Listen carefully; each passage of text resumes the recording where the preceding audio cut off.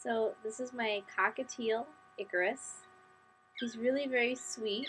This is mostly what he does all day. He likes it when you pet him on his head, and he'll put his head down. You want more? I'll do it again. I think that's like a hand sign. Like, I'll do it. So I think we're communicating. That's really exciting, right? Hey, pretty bird. Hey, Icarus.